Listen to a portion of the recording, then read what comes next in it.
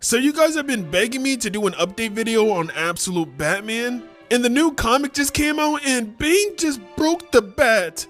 And this time it wasn't his bag. So after Bane was experimenting on Batman and Killer Croc and everybody in prison, he escaped back to the city and Batman is now going to pull up on him. And Batman's assistant named Alfred basically gives us a backstory on Bane. And it turns out he wanted to tell Batman about Bane, but he in this universe is scared of Batman and just wished him good luck on his mission, and I'm not surprised. So it turns out Bane's family has been in constant cycles of war, and since a young age, all Bane has known is violence, death, and murder, and being the strongest. And not only since a young age, him and his father spent years in prison, after 7 years, they essentially broke their way out of prison with Bane, out of everybody else, getting way bigger.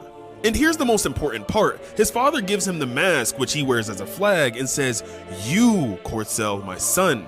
He says, "You are the bird of our vision of peace. Today is the day." Remember that quote. But anyways, on the other side of the bay, Bane is expecting military tanks and an army there to stop him, but instead, it's the Joker. And as he's surrounded by pregnant baddies, he tells him, "I have an offer for you." Now we know where he later gets the armor full of babies from. Now we don't know what the offer is, but after this he hugs his worried father a little bit too hard, taking his own father's life.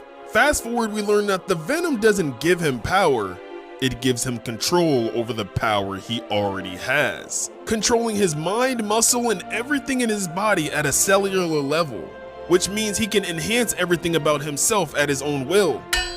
And that's when out of nowhere in the city, Batman pulls up on Bane with him saying, "Hello again." And Batman gets thrown right away, but Bane fell right into his trap. He booby-trapped all the vehicles with bombs, but bombs don't work on Bane.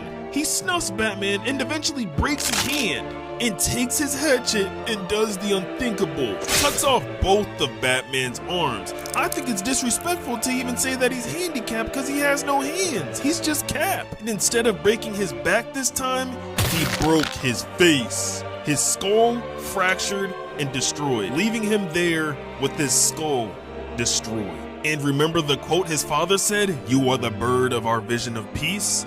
Yes, Bane took Batman's spot. He's the new hero that Gotham needs, and Bane kept Batman alive because war only makes you stronger. This is easily the best Batman comic of all time.